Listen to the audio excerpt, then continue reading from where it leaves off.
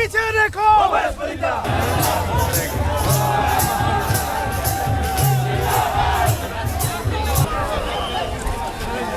আজি আমাৰ কামৰূপ জিলা আয়ুক্ত অফিচত আমি আমাৰ মনোনয়ন পত্ৰ সাবমিট কৰিলোঁ আৰু এই মুহূৰ্তত মই প্ৰথমে সকলোকে ধন্যবাদ জনাইছোঁ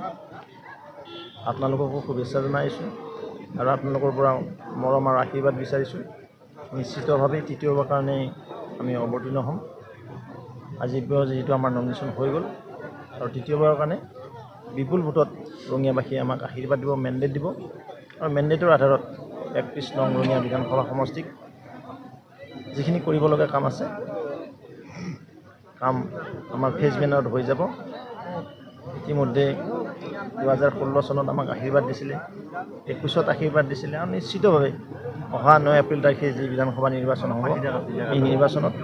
এনডিএৰ প্ৰাৰ্থী হিচাপে ভাৰতীয় জনতা পাৰ্টীৰ মনোনীত প্ৰাৰ্থী হিচাপে আমাক আশীৰ্বাদ কৰিব আৰু মাননীয় মুখ্যমন্ত্ৰী ডক্টৰ হিমন্ত বিশ্ব শৰ্মা ডাঙৰীয়াৰ বলিষ্ঠ নেতৃত্বত এখন শক্তিশালী আৰু দ্ৰুত উন্নয়নকামী চৰকাৰ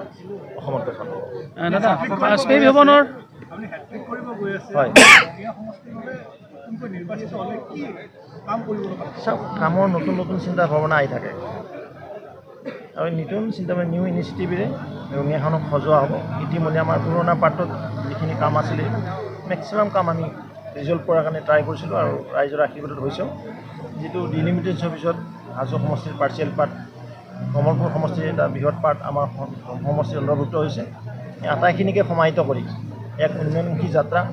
এক ৰঙিয়াল কৰাৰ নিমিত্তে আমি কাম কৰি যাম দাদা বাজপেয়ী ভৱনৰ 501 নম্বৰ ৰুমৰ পৰা ভুৱা একাউণ্ট চলোৱা হয় বুলি এটা অভিযোগ উত্থাপন কৰিছিল জয়ন্ত দাস বুলি কয় আপোনালোকৰ হেৰি আছিল কি ক'ব এইটো ক্ষেত্ৰত চাওক যেতিয়ালৈকে ঘৰত থাকোঁ ঘৰখন ভাল যেতিয়া ঘৰৰ পৰা ওলাই যাওঁ ঘৰখন বেয়া বুলি কয় এইটো নিত্য নৈমিত্তিক কথা বুজা নাই তেওঁ আগতে ক'ব লাগিছিল অন্ততঃ ময়ো দিয়া সময়ত ৰাজ্যিক সভাপতি আছিলোঁ কিন্তু কোনোদিনতো জয়ন্ত দাস ডাঙৰীয়াই কোৱা নাছিল মই আপোনাৰ মুখেৰে শুনা পালোঁ বুজি পালেনে বিজেপিত বংশানুক্ৰমিক ৰাজনীতি নাই কিন্তু বিধায়কৰ আজীৱন খোৱাৰ ৰাজনীতি আছে এনেকুৱা অভিযোগ কেনেকুৱা মানে আজীৱন বিধায়ক হৈ থকা বা মন্ত্ৰীত্বৰ ওপৰত সামৰি থকা চাওক এনেকুৱা কথা শুনক বিজেপিত পৰিয়ালবাদ নাই পৰিয়ালকেন্দ্ৰিক নাই ন কিন্তু আজীৱন মই ক'লো কি বিজেপিত পৰিয়ালবাদ নাই আমাৰ আদৱানীজীৰ কোনো সন্তানে নিৰ্বাচন খেলা নাই বাজপেয়ী যিটো বেচেলাৰ আছিলে হয়নে ঠিক তেনেকৈ আমাৰ অসমতো মানে মাক মন্ত্ৰী হ'লে প্ৰত্যেক যি মন্ত্ৰী হ'ব লাগিব এইটো কথা নাই আমি এজন সাধাৰণ খেতিয়কৰ ঘৰৰ পৰা আহিছোঁ